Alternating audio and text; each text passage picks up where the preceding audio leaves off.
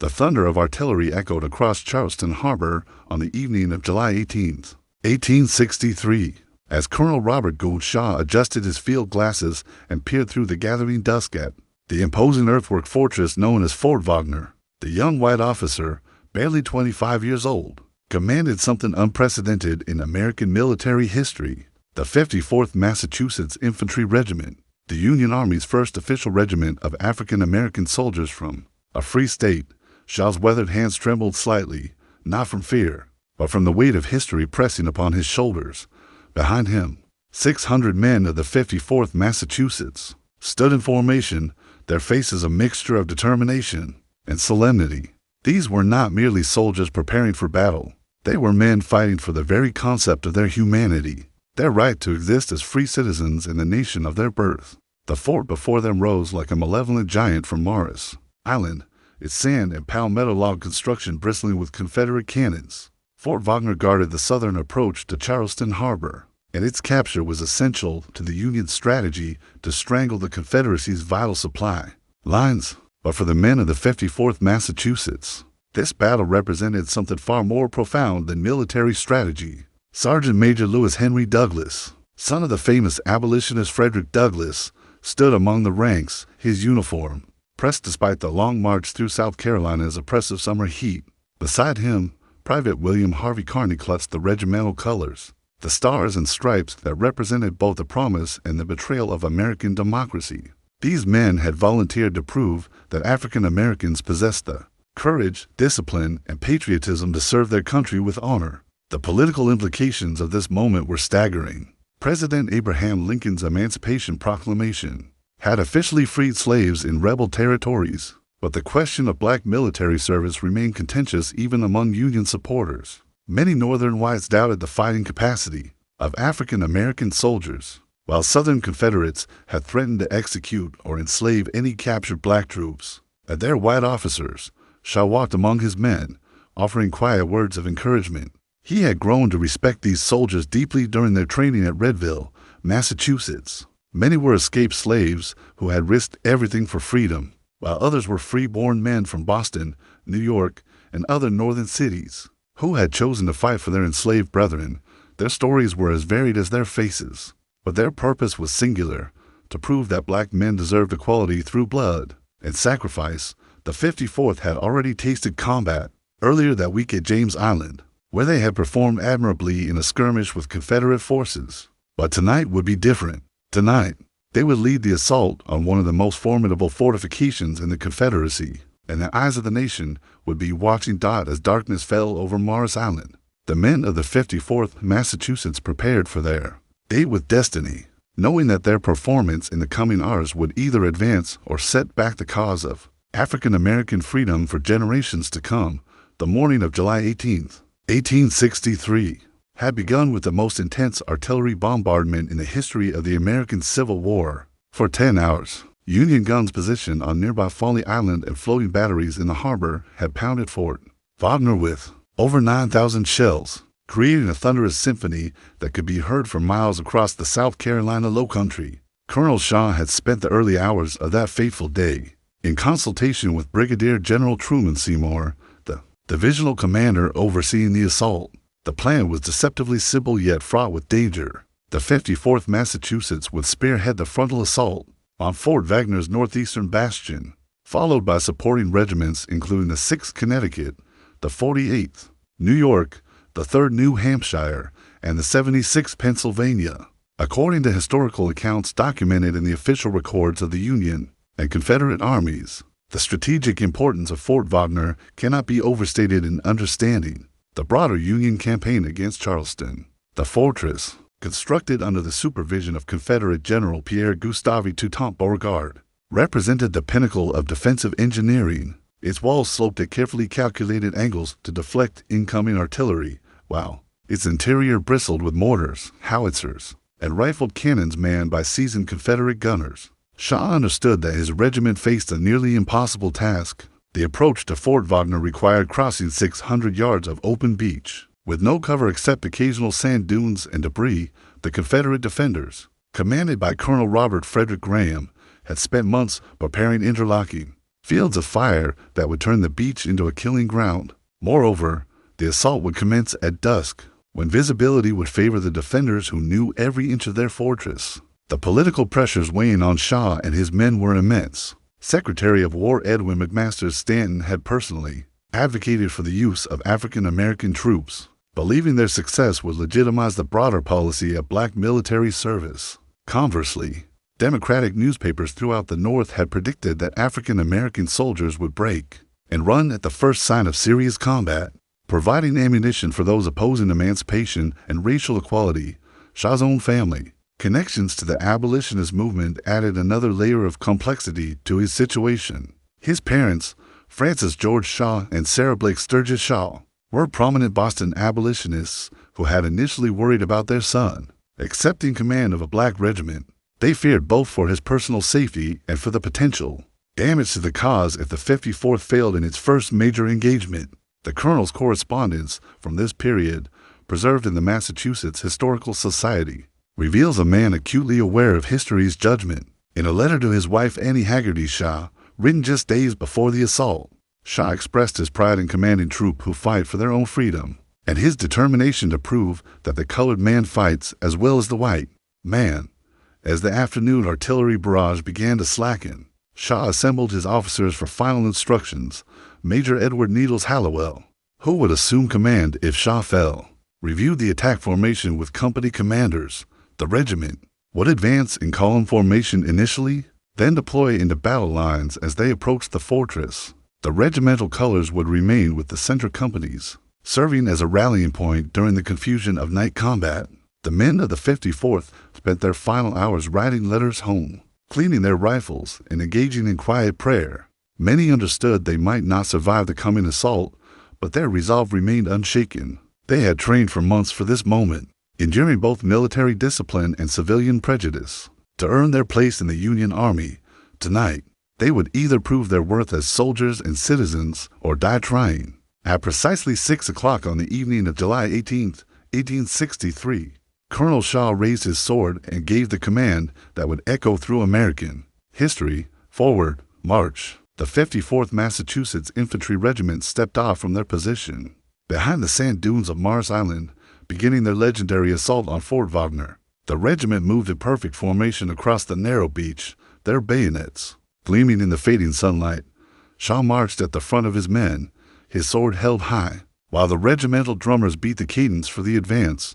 Behind them, supporting regiments prepared to follow once the 54th had established a foothold on the fortress walls. For the first 200 yards, an eerie silence prevailed. The Confederate defenders held their fire, waiting for the attacking force to close within effective range. Shaw and his men could see the dark silhouette of Fort Wagner growing larger with each step, its earthen walls crowned with the muzzles of cannons and the glint of rifle barrels. The calm shattered when the leading companies of the 54th reached the 400-yard mark. Fort Wagner erupted in a volcano of fire and smoke as Confederate gunners unleashed a devastating barrage of canister shot, grape shot, and rifle fire. The air filled with the whistle of projectiles and the screams of wounded men. As the carefully ordered ranks of the Massachusetts Regiment began to waver under the murderous fire, Private William Harvey Carney, carrying the national colors, watched in horror as men fell around him like wheat before a scythe. Sergeant Major Lewis Douglas felt a bullet tear through his sleeve, while another shattered his canteen. Despite the carnage, the African-American soldiers of the 54th continued their advance, stepping over the bodies of fallen comrades and closing ranks as gaps appeared in their formation. Shaw, still leading from the front, turned frequently to encourage his men with shouts of "Forward, 54th." His presence inspired the regiment to maintain their momentum despite the withering Confederate fire. Company commanders like Captain Russell Duncan and Captain Cabot Jackson Russell echoed their colonel's commands, urging their men toward the fortress walls that seemed to grow more imposing. With each bloody step, the final 100 yards proved the most hellish. Confederate defenders had positioned sharpshooters in rifle pits forward of the main fortification, creating a deadly crossfire that caught the advancing Union troops in a web of lead. The soft sand of the beach made rapid movement impossible, forcing the attackers to struggle forward through what felt like a nightmare of slow motion, while bullets and shell fragments filled the air around them.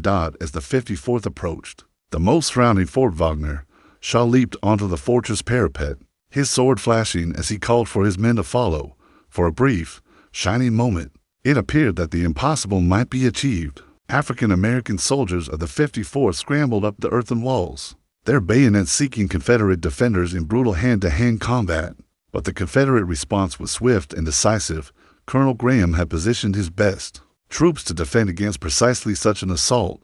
From multiple directions, Confederate soldiers poured devastating fire into the narrow breach, where Shaw and his men had gained a foothold. The young colonel, silhouetted against the darkening sky, became an irresistible target for Confederate marksmen.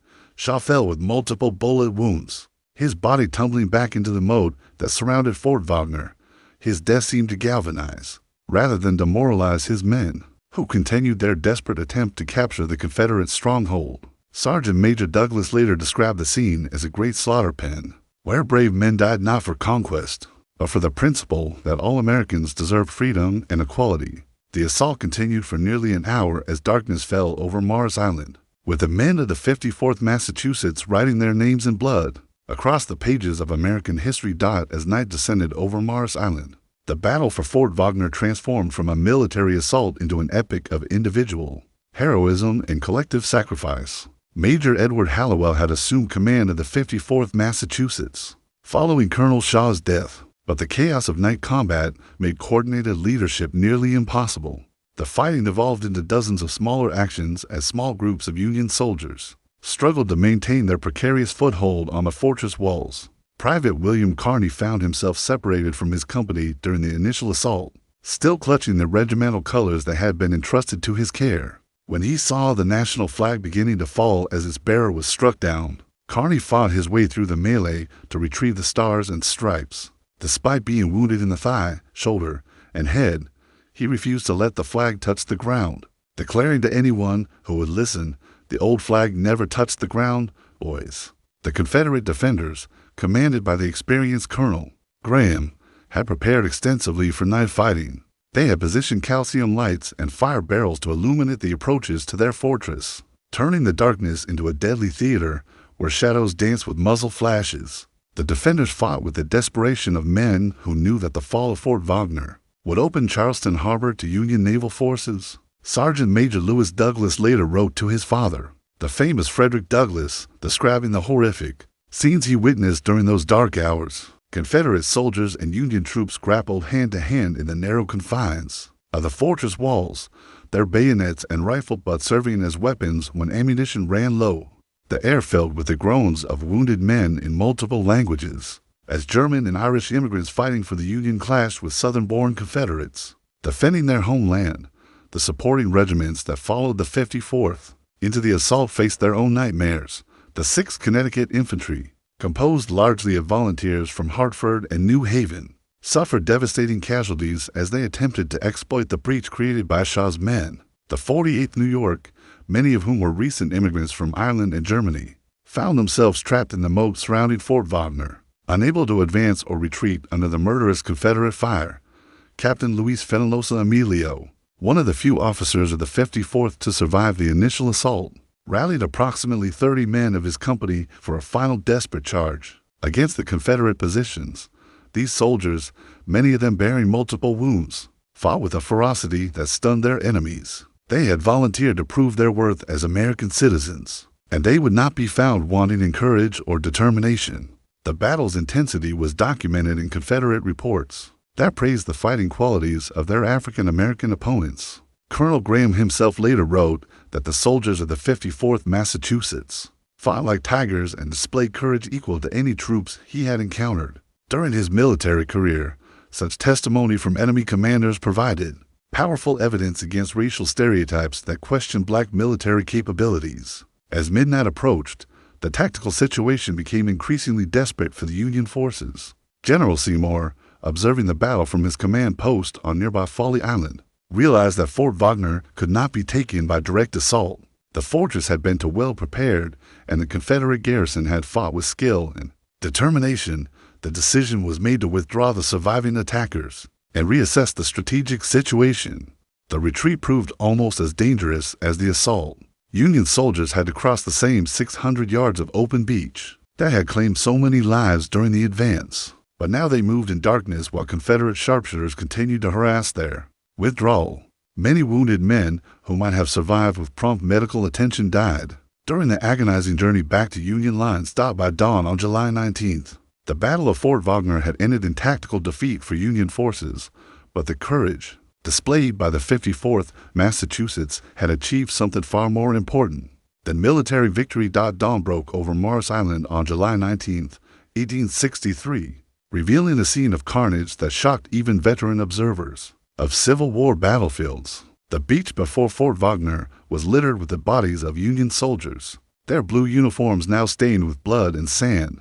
Among the dead lay Colonel Robert Gould Shaw, his young face peaceful despite the violent circumstances of his death. Surrounded by the African-American soldiers he had led with such pride and determination, the casualties from the assault were staggering and heartbreaking. The 54th Massachusetts had suffered 272 casualties out of 600 men engaged, a loss rate of over 45%. Among the dead were some of the regiment's most promising leaders, including Sergeant Major Lewis Douglas's close friend Sergeant Robert John Simmons, and the beloved Company C commander Captain Cabot Russell, whose family had been prominent Boston abolitionists. Confederate forces had also paid a heavy price for their successful defense. Colonel Graham reported 57 casualties among his garrison, including several experienced non-commissioned officers, whose loss would be felt in future engagements. The Confederates had been forced to expend enormous quantities of ammunition during the battle, supplies that would be difficult to replace given the tightening Union blockade of southern ports.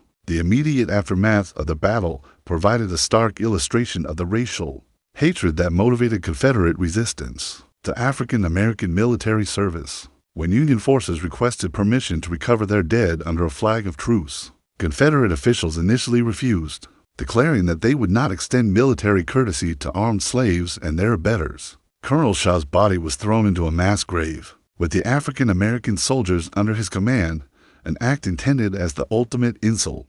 However, this Confederate attempt at posthumous humiliation backfired spectacularly when Shaw's father, Francis, received word of his son's burial, rather than demanding the return of Robert's remains. The elder Shaw declared that there was no better place for his son to rest than alongside the brave men he had commanded.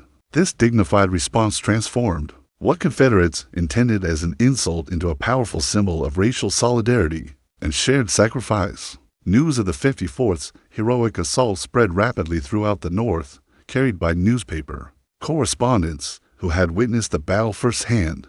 The New York Tribune, edited by the influential Horace Greeley, published detailed accounts of the regiment's courage under fire, while Harper's Weekly featured dramatic illustrations of African soldiers scaling the walls of Fort Wagner. These reports had an immediate impact on Northern public opinion regarding black military service. According to historical documentation from the National Archives, the Battle of Fort Wagner marked a crucial turning point in Civil War recruitment policies. Within weeks of the assault, the Union Army began actively recruiting African-American soldiers throughout the occupied South. The performance of the 54th Massachusetts had provided irrefutable proof that black men could fight as effectively as white soldiers, leading to the eventual enlistment of over 200,000 African Americans in Union forces. The battle also had profound political implications in Washington. President Lincoln, who had been cautious about expanding African American military service due to concerns about Northern public opinion, became a vocal advocate for black recruitment following the assault on Fort Wagner. Secretary of War Stanton accelerated plans for additional African American regiments, while Congress began considering legislation to equalize pay between black and white soldiers. For the survivors of the 54th Massachusetts, the battle's aftermath brought both recognition and continued challenges. Private William Carney would eventually receive the Medal of Honor for his heroic preservation of the regimental colors, becoming one of the first African Americans to receive the nation's highest military decoration. However, the regiment continued to face discrimination in pay, equipment, and treatment that would persist throughout the war. The wounded from Fort Wagner filled Union hospitals throughout the South Carolina theater, where they received care from pioneering African-American medical personnel like Dr. Alexander Thomas Augusta and nurses like Susie King Taylor. Their recovery became another opportunity to demonstrate black competence at professionalism in roles previously reserved for white Americans. The weeks following the Battle of Fort Wagner saw the 54th Massachusetts Infantry Regiment evolve from a controversial experiment into a symbol of African American military prowess that resonated throughout the divided nation. Despite their tactical defeat, the regiment's heroic performance had achieved strategic objectives that no military victory could have accomplished. They had definitively proven that black men possessed the courage, discipline, and patriotism to serve as effective soldiers in the Union Army. Major Edward Hallowell, now permanently commanding the regiment following Colonel Shaw's death, worked tirelessly to rebuild the 54th's strength and morale. Replacement soldiers arrived from Massachusetts, many of them inspired to enlist by newspaper accounts of the Fort Wagner assault. These new recruits brought fresh energy to the regiment while learning from veterans who had survived the baptism of fire on Morris Island. The political impact of the battle continued to reverberate through Union war councils and Confederate strategy sessions. President Lincoln, emboldened by evidence of African American military effectiveness, authorized the formation of additional black regiments throughout the occupied South. The United States Colored Troops program expanded rapidly, eventually encompassing over 160 regiments that would serve with distinction in theaters from Virginia to Texas. Southern Confederate leadership responded to the success of black Union soldiers with increasing desperation and brutality. The Confederate Congress passed resolutions declaring that captured African American soldiers would be enslaved or executed, while their white officers would face charges of inciting slave rebellion.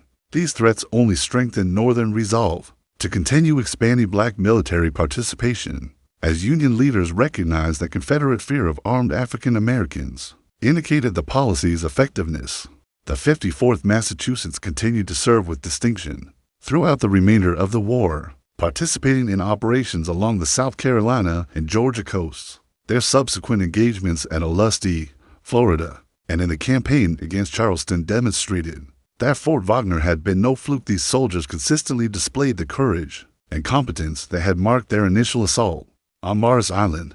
Individual members of the regiment became national figures whose stories inspired additional African American enlistment. Sergeant Major Lewis Douglas used his famous father's newspaper, the North Star, to publish accounts of military life that countered racist propaganda about black soldiers. His writings emphasized the regiment's professionalism, their dedication to preserving the Union, and their commitment to ending slavery throughout the American South. Private William Kearny's heroic preservation of the regimental colors at Fort Wagner became the subject of popular songs, poems, and illustrations that appeared throughout Northern newspapers and magazines. His famous declaration that the old flag never touched the ground became a rallying cry for African American recruitment, symbolizing both patriotic devotion and racial pride. Kearny's eventual receipt of the Medal of Honor validated African American claims to full citizenship through military service. The battle also transformed Northern white attitudes toward African American capabilities in ways that extended far beyond military service. Businessmen who had previously refused to hire black workers began reconsidering their policies, while educators started establishing schools to serve the educational needs of formerly enslaved people in occupied territories. The courage displayed at Fort Wagner had shattered racial stereotypes that had justified discrimination in civilian as well as military contexts. Confederate attempts to minimize the significance of the 54th's performance only highlighted their own fears about the implications of successful black military service. Southern newspapers alternately claimed that the assault had been a complete failure, and that African American soldiers had been forced into battle at bayonet point by their white officers. These contradictory propaganda messages revealed Confederate anxiety about their ability to maintain slavery while fighting against armed former slaves. The international implications of Fort Wagner also proved significant for Union diplomatic efforts. European observers, particularly in Great Britain and France, had closely watched the experiment of black military service as a test of American commitment to racial equality. The regiment's heroic performance strengthened Union arguments that the Civil War represented a moral crusade against slavery, rather than merely a political dispute over federal authority. The long-term consequences of the Battle of Fort Wagner extended far beyond the immediate military objectives of the Charleston Harbor Campaign. fundamentally altering American concepts of citizenship, military service, and racial equality. The courage displayed by the 54th Massachusetts Infantry Regiment on that July evening in 1863 became a cornerstone argument for African American civil rights that would resonate through Reconstruction, the Jim Crow era, and into the modern civil rights movement. Within months of the assault, Union Army recruitment of African American soldiers accelerated dramatically across all theaters of the Civil War. The success of the 54th Massachusetts had provided irrefutable evidence that black men could fight as effectively as white soldiers, leading to the eventual enlistment of over 200,000 African Americans in Union forces. These soldiers would play crucial roles in major campaigns from the Virginia Peninsula to the Trans-Mississippi West, helping to ensure Union victory and the abolition of slavery. The battle's impact on Confederate strategy proved equally significant, though in ways that Southern leaders had not anticipated. The effective performance of black Union troops forced Confederate commanders to divert resources to guard against slave uprisings while simultaneously fighting conventional military campaigns. The sight of armed African American soldiers in Union blue uniforms served as a powerful symbol of liberation that inspired thousands of enslaved people to escape to Union lines, further weakening the Confederate war effort. President Lincoln's evolving position on racial equality was profoundly influenced by reports from Fort Wagner and subsequent engagements involving African American troops. The president's famous letter to James Cook Conkling, written in August 1863, explicitly cited the military service of black soldiers as justification for their claim to full citizenship rights. Lincoln's growing commitment to racial equality would culminate in his support for the 13th Amendment abolishing slavery throughout the United States. The post-war careers of Fort Wagner survivors demonstrated the battle's lasting impact on American society. Many veterans of the 54th Massachusetts became leaders in African American communities throughout the North and South, using their military service as credentials for political and social activism. Their experiences during Reconstruction helped establish precedents for black political participation that would be remembered and invoked during the civil rights struggles of the 20th century. Educational institutions founded to serve formerly enslaved people often featured veterans of the 54th Massachusetts among their faculty and administrators. These men brought discipline, organizational skills, and leadership experience gained through military service to the crucial work of establishing schools and colleges throughout the post-war South. Their contributions helped create the educational infrastructure that would eventually produce generations of African American professionals and leaders. The regiment's heroic assault also influenced American military tradition and popular memory in ways that persist to the present day. The story of Colonel Shaw and the 54th Massachusetts became standard curriculum in American schools, while monuments and memorials commemorating their sacrifice were erected throughout New England and beyond. The famous Robert Gould Shaw Memorial on Boston Common, dedicated in 1897, established artistic and commemorative precedents for honoring African American military service. During the 20th century, civil rights activists repeatedly invoked the legacy of Fort Wagner to support arguments for racial equality and full citizenship rights. The WWII campaign during World War II explicitly connected African American military service in that conflict with the tradition established by the 54th Massachusetts. Similarly, veterans of both World Wars and the Korean conflict drew upon the precedent of Fort Wagner to demand equal treatment in civilian society. The Battle of Fort Wagner ultimately represented more than a military engagement.